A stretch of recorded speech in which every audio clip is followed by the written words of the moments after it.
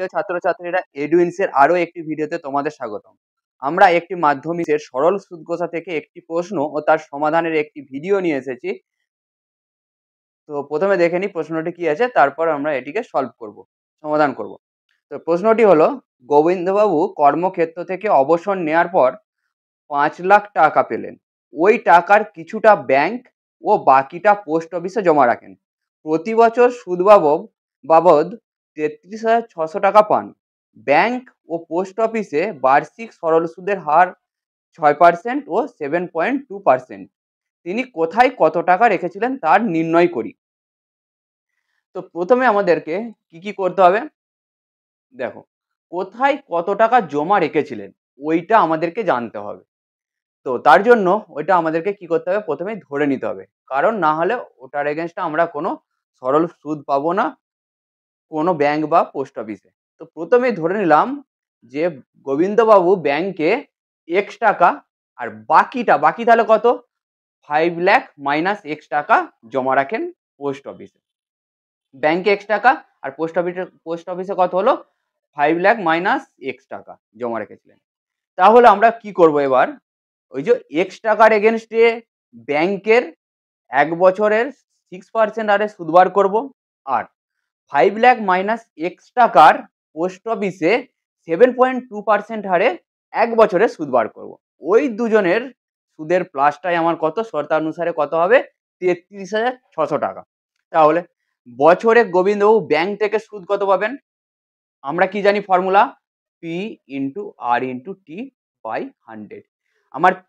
আমার পিটা কত, ব্যাংকে কত টাকা রেখেছিলাম, এক্স টাকা, এক্স মাল্টিপিল 6 মাল্টিপিল 1/100 টাকা, তাহলে কত হলো আমার 6x বাই 100 টাকা। তাহলে ব্যাংকের পেয়ে গেলাম। তাহলে বছরে গোবিন্দবাবু পোস্ট অফিসে কত টাকা রাখেন, 7.2% হারে 5 লাখ মাইনাস এক্স টাকা মাল্টিপিল 1 মানে 1 বছরে বাই 100, তাহলে 5 lakh minus x multiple 7.2 multiple 1/100 টাকা। তাহলে কি আমার তাহলে টোটাল সুদ কত, 6x বাই 100 প্লাস, তাহলে প্লাস কত হবে, 7.2 multiple 5 lakh minus X by 100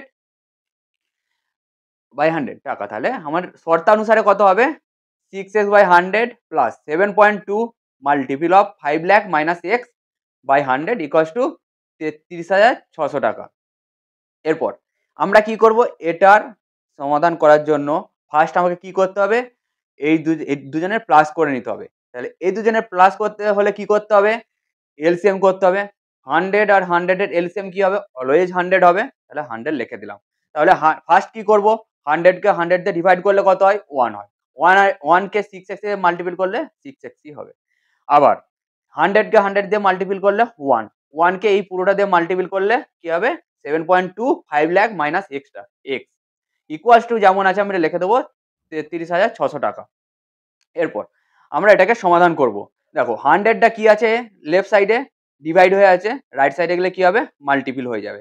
তাহলে মাল্টিপল হয়ে গেলে কি হবে, জাস্ট দুটো জিরো বসে যাবে, 3360000, তাহলে হয়ে গেল আমার। এরপর আমাদের কার ভ্যালু বার করতে হবে, এক্স এর ভ্যালু বার করতে হবে। তাহলে এক্স এর ভ্যারিয়েবল গুলো লেফট সাইডে রেখে দেবো, বাকি যে নাম্বার গুলো আছে রাইট সাইডে নিয়ে চলে আসবো। তাহলে এক্স গুলো লিখে দিলাম 6x মাইনাস 7.2x, আর বাকি 360000, এটা কি করলাম, রাইট সাইডে নিয়ে চলে গেলাম, প্লাস ছিল কি হয়ে গেল, মাইনাস হয়ে গেল। তাহলে আমরা এটাকে এবার সলভ করলাম, 6x মাইনাস 7.2x, এটা কি হয়ে গেল, মাইনাস 1.2x। কেন, কারণ 7.2 থেকে 6 মাইনাস করলে কি হয়, মাইনাস 1.2। আর সাইনটা মাইনাস নিলাম কেন, কারণ 7.2টা বড় নাম্বার, তার সাইনটা আমাদেরকে নিতে হয়। তাহলে মাইনাস 1.2x। এরপর কি আছে, 36 ডাবল 5টা 0 আর 3360000 মাইনাস করলে কত হয়, 2। তাহলে এটা কত হয়ে গেল, মাইনাস 1.2x। আর 360000 থেকে মাইনাস করলাম কত, 3360000, কত হয়, 2,40,000। তাহলে মাইনাস 1.2x, আর এটা কত হয়ে গেল, মাইনাস ইকুয়ালস টু মাইনাস 2,40,000। কেন মাইনাসটা হলো, কারণ এইটার হচ্ছে সাইন, এইটার নাম্বারটা বড় ছিল, তার সাইনটা নিলাম, মাইনাস হয়ে গেল। তাহলে লাস্ট পেজে কি ছিল, -1.2x ইকুয়ালস টু -2,40,000।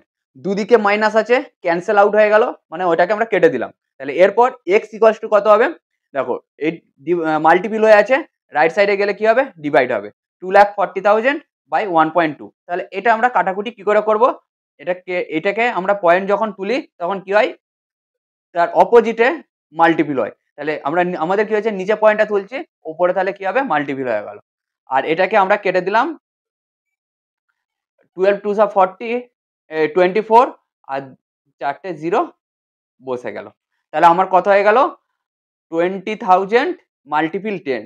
তাহলে কত হয়ে গেল x ইকুয়ালস টু 20,000। তাহলে আমরা এক্সটা কি ধরেছিলাম, ব্যাংকে টাকা জমিয়েছিলেন, সেটা আমরা ধরেছিলাম এক্স। তাহলে এক্স এর ভ্যালু পেয়ে গেলাম 2 লাখ পেয়ে গেলাম। তাহলে গোবিন্দবাবু ব্যাংকে রেখেছিলেন 2 লাখ টাকা। তাহলে পোস্ট অফিসে কত হবে, টোটাল টাকা আমার কত ছিল, 5 লাখ। তাহলে কি হবে, 5 লাখ মাইনাস 2 লাখ, কত হয়, 3 লাখ টাকা। ভিডিওটি তোমাদের কেমন লাগলো অবশ্যই জানাবেন, এবং তোমাদের যদি কোনো মাধ্যমিকের প্রশ্ন নিয়ে সমস্যা থাকে আমাদের কমেন্ট বক্সে জানাবে, এবং আমরা পরবর্তী ভিডিওতে সেটি নিয়ে আসব। এবং এই রকম শিক্ষামূলক ভিডিও পেতে আমাদের ইউটিউব চ্যানেলটিকে সাবস্ক্রাইব করবেন।